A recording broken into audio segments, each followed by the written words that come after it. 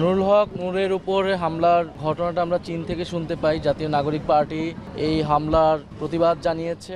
অন্তর্বর্তী সরকার ও সেনাবাহিনী কাদের নির্দেশে পরিচালিত হচ্ছে তা নিয়ে প্রশ্ন তুলেছেন জাতীয় নাগরিক পার্টির আহ্বায়ক নাহিদ ইসলাম। তিনি বলেন, সেনাবাহিনী গণ অধিকার পরিষদের সভাপতি নুরুল হক নূরের ওপর হামলার ঘটনাকে মব ভায়োলেন্স আখ্যা দিয়ে বৈধতা দেওয়ার চেষ্টা করেছে, যা দেশের স্থিতিশীলতাকে ঝুঁকির মুখে ফেলতে পারে। রোববার রাত 11টার দিকে ঢাকা মেডিকেল কলেজ হাসপাতালে নূরকে দেখতে গিয়ে তিনি এসব কথা বলেন। নাহিদ ইসলাম বলেন, নূরের ওপর হামলার খবর আমরা চীন থেকে শুনে উদ্বিগ্ন হয়েছি। জুলাই অভ্যুত্থানের পর এমন ঘটনা আমরা কল্পনাও করিনি। এই হামলা শুধু দুঃখজনক নয়, এটা গভীরভাবে উদ্বেগজনক।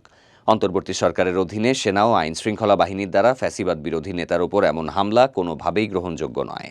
এনসিপি প্রধান অভিযোগ করেন, হামলার আগে সেনাবাহিনীর পক্ষ থেকে নূরকে হুমকি দেওয়া হয়েছিল এবং এর 10 মিনিটের মধ্যেই হামলা চালানো হয়।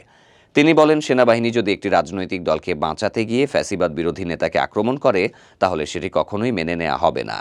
নাহিদ ইসলাম বলেন, সেনাবাহিনী প্রথমে দুঃখ প্রকাশ করলে বিষয়টি ভিন্নভাবে দেখা যেত, কিন্তু আইএসপিআর বিবৃতি দিয়ে হামলাকে মব ভায়োলেন্স বলেছে, যা ন্যাক্কারজনক।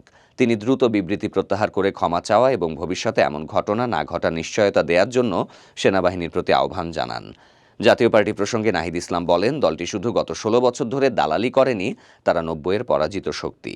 আওয়ামী লীগ ও জাতীয় পার্টিকে পুনর্বাসনের চেষ্টা করা হলে জনগণ তা প্রতিহত করবে এবং বাংলাদেশের মাটি থেকে ফ্যাসিবাদীদের দোসরদের বিতাড়িত করা হবে।